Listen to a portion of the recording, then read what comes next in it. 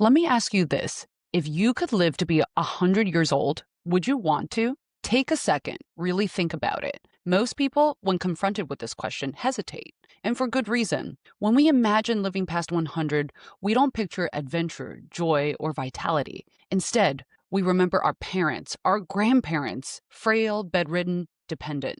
We think of endless doctor visits, medications, the slow fade of independence. We think about spending our last decades merely surviving rather than truly living. So it's no wonder that so many of us instinctively say, no, I don't want that.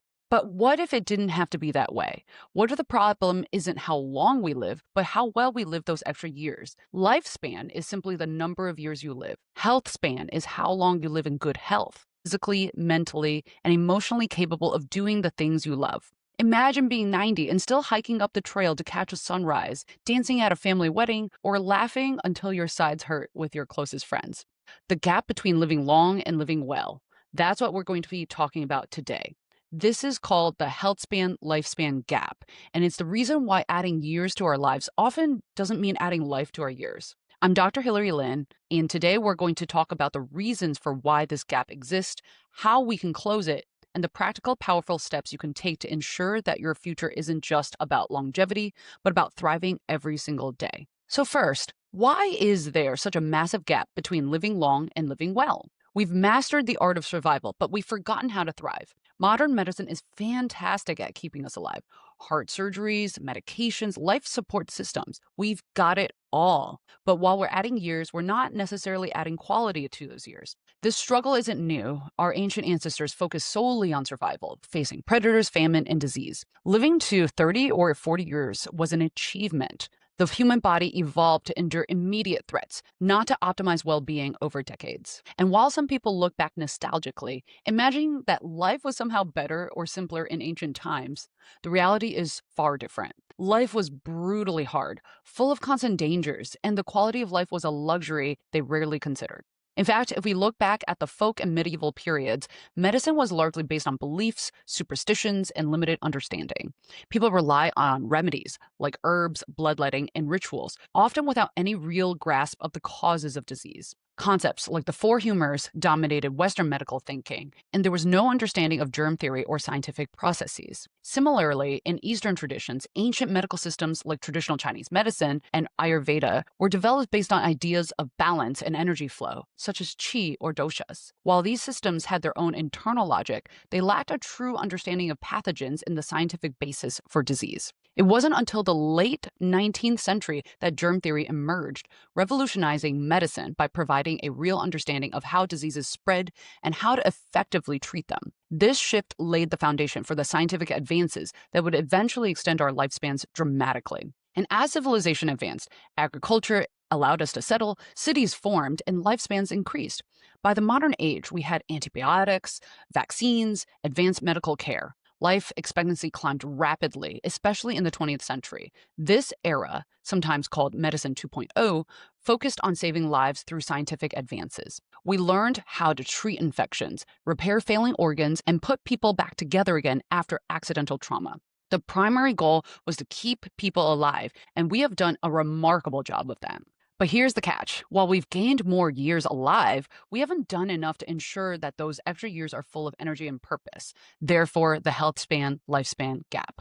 Instead of enjoying additional decades, many people find themselves trapped in a cycle of medical appointments, managing chronic diseases like diabetes, heart disease, or arthritis, conditions that could often be better prevented or better managed with earlier intervention. Think about someone you know, perhaps a relative who lived into their 80s or 90s but spent years in and out of hospitals, struggling with mobility issues or constant fatigue. These aren't isolated cases. They're the norm for too many people. Now, as we step into the 21st century, we're shifting into what some call Medicine 3.0. This new era is about putting prevention at the forefront, optimizing health, preventing disease before it starts, and ensuring those extra years are filled with vitality and joy. Medicine 3.0 aims to focusing on proactive health measures, helping people not just survive, but truly thrive throughout their entire lifespan. The real reasons for the health span lifespan gap is because of the choices we make, the habits we formed, and the systems we've set up. We've designed a lifestyle that makes us productive in the short term, but often sacrifices our long-term health. We sit too much, stress too much, sleep too little, and eat foods that don't nourish us. Now, let's dive into the real reasons there's a health span lifespan gap. When it comes to adopting a health span forward lifestyle, there are significant economic and healthcare system barriers that make preventive health a challenge. Our healthcare system is fundamentally reactive. It was built to address illness after it occurs, not to prevent it from happening in the first place. Medicine 2.0, which characterized the 20th century, was all about breakthroughs in acute care, saving lives with antibiotics, heart surgeries, and emergency interventions. And while these advances have undoubtedly extended lifespan, they've also created a system that primarily focuses on sick care rather than true preventive health care. The structure of the system makes matters worse. Medical billing codes used to categorize and bill for healthcare services favor complexity. More complex visits, like those involving multiple chronic conditions or emergency interventions, are reimbursed at higher rates compared to preventive services. For instance, if a doctor treats a patient with diabetes, hypertension, and heart disease in a 30-minute visit, they can use a higher level billing code and receive more money. On the other hand, a visit focused on preventive care, like lifestyle counseling or a wellness check, often uses a lower billing code, resulting in significantly less compensation. This imbalance becomes painfully obvious in emergency care. A 2-minute interaction with a doctor in ER, such as a quick consultation and prescription, can easily result in a bill in the thousands of dollars. That's because the billing codes are designed to favor high acuity settings over preventive care. Conversely, a 30-minute coaching session focused on preventive measures like nutrition or stress management might only be reimbursed at around $20 an hour. This discourages healthcare providers from spending time on prevention because it simply does not pay the bills. It's also why wellness and preventive professionals often don't accept insurance. The reimbursement rate can be lower than even minimum wage. The way healthcare is funded is a big part of the problem. In many countries, particularly in the West, health insurance is structured to cover treatments, surgeries, and medications, but not necessarily the services that prevent people from getting sick in the first place. Want a gym membership or sessions with a dietitian? Good luck finding coverage for that. Meanwhile, medications for blood pressure or diabetes are often fully covered. The economic incentives are clear. There's money to be made in treatment, but prevention doesn't generate the same kind of profits. Big pharmaceutical companies also have a stake in this too. Chronic diseases like hypertension and diabetes and dyslipidemia are incredibly profitable.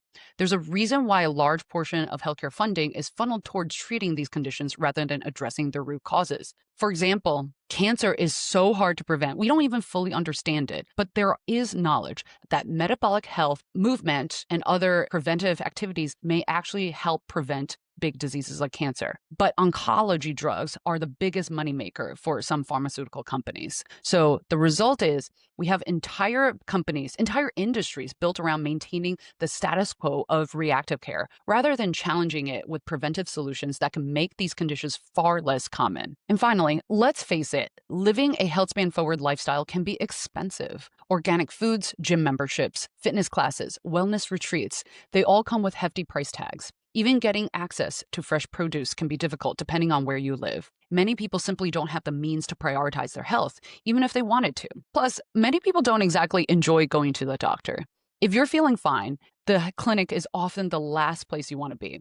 Preventive health services like screenings, personalized nutrition guidance, and holistic care are often seen as luxuries. They're more accessible to those more economically privileged, those who have time to find the better experiences in healthcare.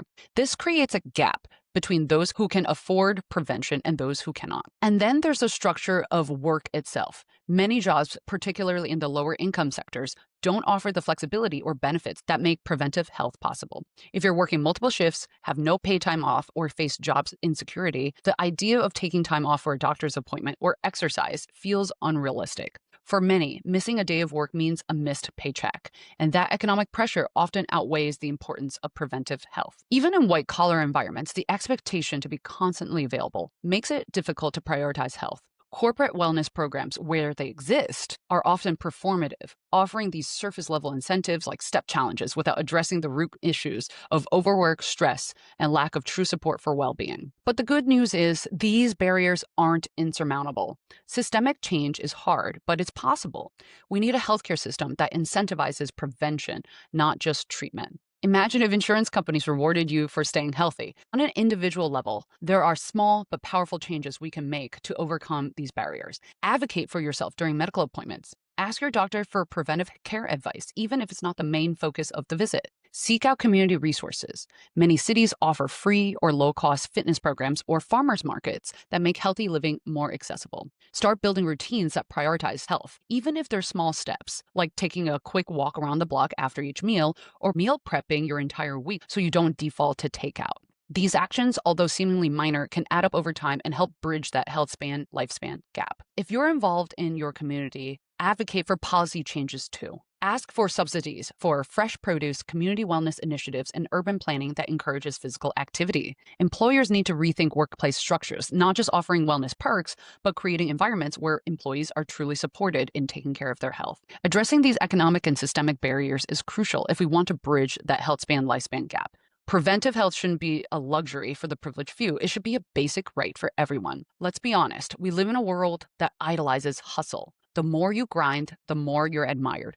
Our society glorifies productivity and efficiency at any cost, even if that cost is our health. But the paradox is, in chasing productivity, we often sacrifice the very foundation that allows us to perform at our best, our well-being. From an early age, we're conditioned to measure success by external achievements, academic accolades, career milestones, wealth accumulation.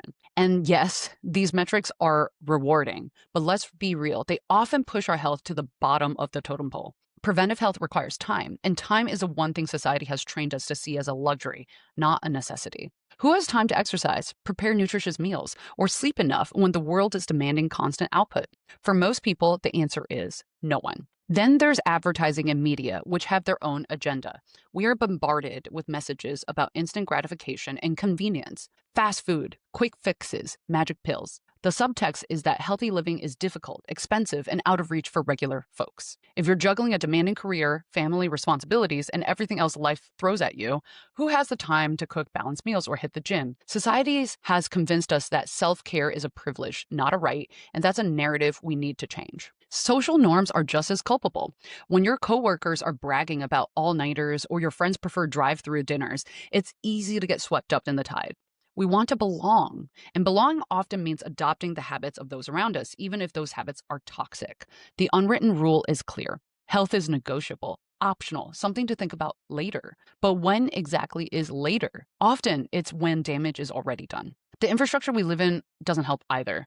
Our cities are designed for cars, not people. Safe sidewalks, bike lanes, green spaces. These are often luxuries we do not have. If you live in an area without easy access to healthy food or places to be active, you are already at a disadvantage. We talk about personal responsibilities too much, but the truth is the environment matters. Finally, let's not forget the sheer pace of modern life. We're all busy, too busy. Juggling a career, a family, social commitments, and more means that preventive health feels like just another item on an endless to-do list. Our brains are wired to prioritize the urgent over the important, which means we'll always focus on today's deadlines over our long-term health. The idea of future me is too abstract, too distant, compared to the very real pressure of today's responsibility. So yes, there are many societal barriers that make adopting a health span forward lifestyle incredibly challenging. But here's the thing, awareness is the first step.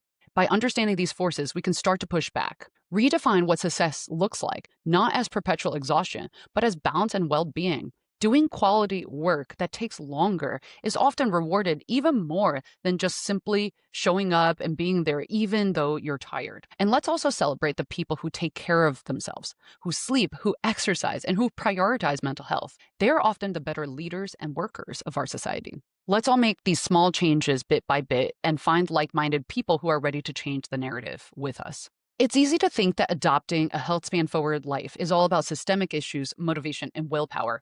But there are also significant biological hurdles that make it harder for us to prioritize long-term health. Let's explore these biological challenges in a way that helps us understand why they exist and what we can do about them. Our biology evolved in an environment very different from the one we live in today. Early humans were focused on survival, finding food, avoiding predators, and conserving energy whenever possible. This survival instinct shaped our behaviors and preferences, wiring us to crave calorie-dense foods, rest when we could, and prioritize immediate rewards over long-term gains. Fast forward today, and these same instincts make it tough to turn down a slice of cake or to get up early for a workout. It's like trying to navigate today's internet with softwares from the 90s. Our bodies are still running outdated programs in a modern world of abundance. One of the biggest biological barriers is our natural bias toward short term thinking. Our ancestors didn't have the luxury of planning for decades into the future. They had to focus on immediate survival. This left us with a brain that's incredibly good at responding to short term threats, but not as well equipped to prioritize long term health risks. Chronic inflammation, gradual weight gain, or slowly declining cardiovascular health just doesn't trigger the same kind of urgency as an immediate threat like a lion or an accident. Think of your brain as a firefighter. It's super quick to respond to emergencies, but less concerned with the slow, smoldering fires that can cause long term damage. Our brains are wired to seek pleasure and avoid pain, and this creates what we call addiction loops. Behaviors that provide immediate pleasure, like eating sugary foods, scrolling through social media, or watching our favorite TV shows, trigger a release of dopamine, that feel good hormone. This reinforces those behaviors, making us want to do them again and again. Unfortunately, many of these dopamine driven behaviors are not conducive to a health span forward lifestyle. The convenience and pleasure of fast food, for instance, can easily override the motivation to cook a nutritious meal. If you're like me, it's so tempting after a long day of work to just lie down on the couch and watch TV while snacking on something like popcorn. But what can start as an hour to unwind can turn into entire evenings of binge watching seasons. Each episode gives you a hit of dopamine. Now, exercise feels like a chore compared to the comfort of the couch and your favorite show. This is an example of how easy it is to get stuck in addiction loops. Our brains are wired for immediate pleasure, making healthy choices feel much less rewarding in the short term. Addiction loops aren't just about substances like alcohol or nicotine. They're manifest in our daily habits. Our brains are biologically wired to repeat actions that yield quick dopamine hits, making it easy to become dependent on unhealthy behaviors. Building habits that prioritize health, like exercising or meal prepping, often doesn't come with that same immediate reward, making it harder to establish good habits. It takes consistent effort and delayed gratification to make these behaviors stick, which can feel like such an uphill battle against our brain's natural tendencies. Another important barrier is the process of aging itself. As we get older, our bodies become more resistant to change. This is where entropy comes in. Our bodies, like all systems, are subject to entropy, which is the natural tendency towards disorder and breakdown. Imagine your body is like a house. When it's new, everything works perfectly, but as time goes on, the paint starts to chip, the pipes might leak, and the roof needs repairing. Just like a house, our bodies need maintenance, and the older we get, the more effort it takes to keep things in good working order. Processes like chronic inflammation, mitochondrial dysfunction, and cellular senescence, where old, damaged cells stop functioning properly but refuse to die, make it more challenging to maintain vitality as we age. These changes can also contribute to those addiction loops, as our bodies increasingly crave comfort and stability, making it even harder to break unhealthy habits. Ironically, this is precisely when we need preventive health measures the most, but our biology makes it harder to achieve the desired results. Hormones also play a major role in regulating our health, and imbalances can create significant barriers to adopting a health spans forward lifestyle. For example, insulin resistance can make it harder to control blood sugar levels, leading to energy crashes and cravings for unhealthy foods. Elevated cortisol levels, often due to chronic stress, can promote fat storage, disrupt sleep, and increase inflammation. Meanwhile, imbalances in hormones like leptin and ghrelin can affect appetite regulation, making it more difficult to maintain a healthy weight. These hormonal imbalances can create a cycle that makes it challenging to prioritize preventive health measures, even when we know in our minds that these are so important. Stress is another major biological barrier to a health span forward lifestyle. When we're under stress, our bodies activate the fight or flight response, releasing cortisol and other stress hormones that prepare us for immediate action. In small doses, this response is helpful, but chronic stress leads to elevated cortisol levels that can wreak havoc on our health, promoting fat storage, increasing inflammation, and disrupting sleep. The biological responses to stress, which were once crucial for survival, now works against us, making it difficult to prioritize activities that promote health, like exercise, sleep, and balanced nutrition. While these biological barriers are significant, they're not insurmountable. The key is to understand these challenges and use strategies that work with our biology rather than against it. For example, understanding that our brains are wired for short-term rewards means we can focus on creating immediate incentives for healthy behaviors, like rewarding ourselves after our workout or finding forms of exercise we genuinely enjoy. Making healthy habits as convenient and rewarding as possible can help overcome our natural resistance. Another approach is to reduce friction in making healthier choices. Prep your meals in advance to make nutritious options more accessible. Design your environment to minimize temptations. Throw away your unhealthy snacks and stock up on fresh fruits and veggies. We also need to be more proactive about managing stress. Practices like mindfulness meditation, deep breathing exercises, or regular physical activity can help counteract the harmful effects of chronic stress and reduce cortisol levels. Think of stress management as a toolbox. Every time you practice deep breathing or take a walk in nature, you're adding tools that help you handle stress better. Understanding that aging brings biological resistance to change means we need to start preventive measures as early as possible. The earlier we adopt healthy habits, the easier it is to maintain them as we age. Picture building a strong foundation for a house. The more stable the base, the more resilient the structure. Even small changes can have a significant impact over time. Taking a 15-minute walk after dinner, opting for water instead of sugary drinks, or prioritizing your sleep. Starting with small, consistent habits allows us to build momentum, and these seemingly minor actions can eventually lead to larger, more impactful health changes. So how do we work with our biology and not against it? We have to understand the evolutionary forces at play and find ways to adapt. For example, our brains are wired to respond to social support.